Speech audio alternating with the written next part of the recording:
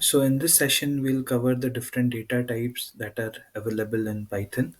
So as you can just see on your screen, this is the list that I have listed down. This is not an exhaustive one because there are many different data types that we generally don't use that often. The other ones are like bytes. There are double and all those different data types. But then for now, I just you have just have to go through these major ones. That is string. We denote in Python as str. For numeric values, we denote as int. For decimal, we do it by float. For sequence, so these three are the ones that we have covered in our last sessions. But then sequence type is something new.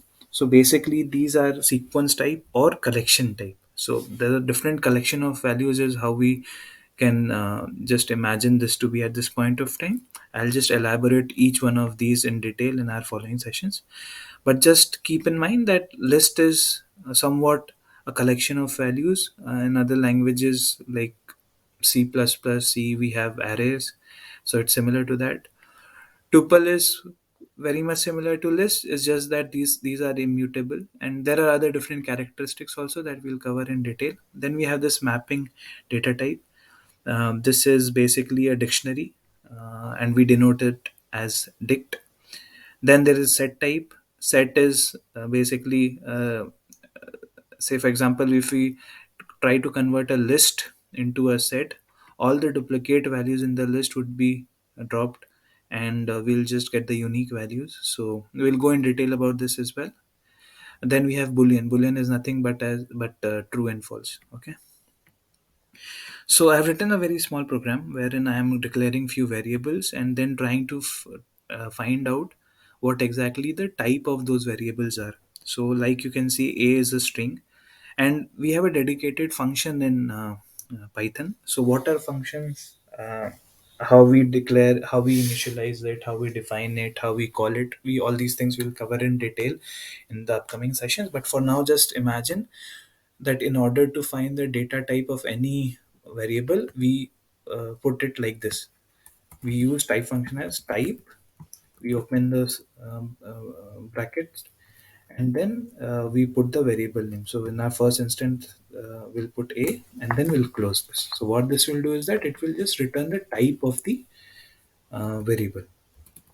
Also, you can see that I'm typecasting this type into string. The reason why I'm doing is I'll show you. I'll go uh, to the interactive mode. It will be much clearer. So I'll just open this. As you can see. So for example, I declare something like 3, type as 3. Okay. So you can see this is an integer type. Okay. But what if I do type of type 3? You can see a different class altogether it is showing. So type returns type object. Okay. So coming back to our program, now that type object is to be casted into a string object, right? So that is why we are doing the typecasting here, because we have to concatenate with the string that we are preceding with each print statement. Okay. So I mean, this is not necessary to put. It's just that it will just show you on the screen very clearly what variables have which type, is why I have written it like this. Okay. So now I save this. Okay. I go to the command prompt. I'll exit from here. Okay.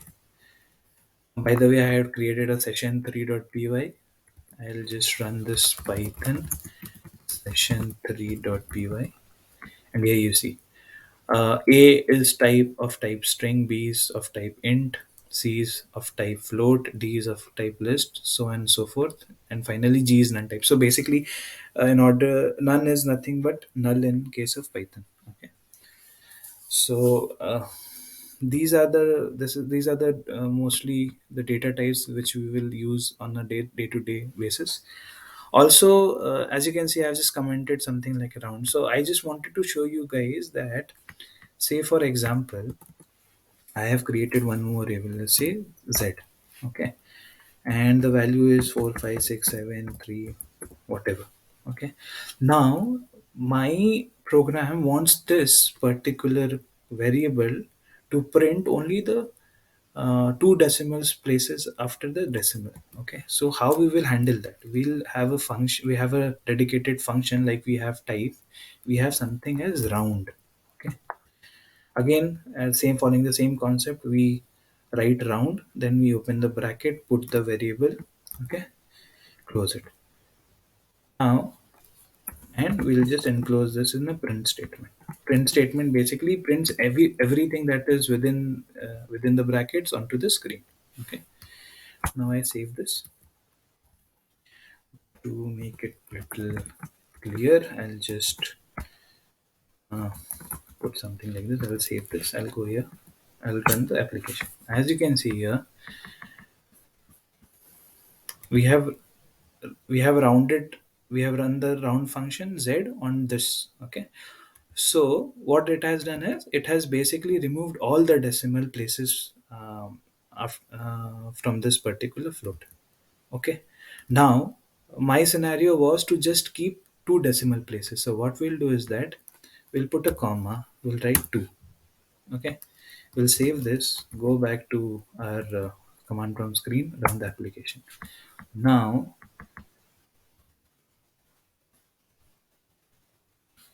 just a second, I'm not, why is it not coming up?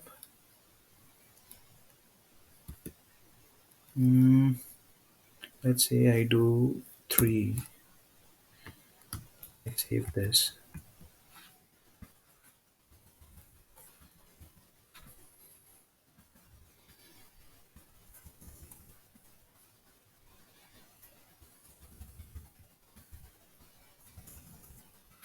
I'll just close this now.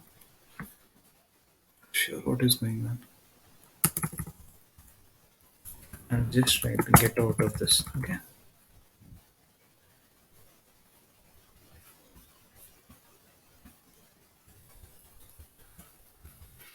sure, something happened. I'll just go back, open this. I'll write cmd here, open this up. We'll run the Python session 3.py. Okay. As you can see on the screen, that is my program. I'm just trying to fetch the decimal till 3 places. Okay, and that is why I have put comma 3, and this is what our output is visible on the screen. Now, if we just change it to 2 and then save it, okay, we'll see it is only taking 2 decimal places. Now, if I remove this 2 also and just keep it like this, save it, again run it, you'll see only 3 is getting printed. Okay, so that is all for today. I'll cover other topics in the following sessions. Thank you so much. Bye.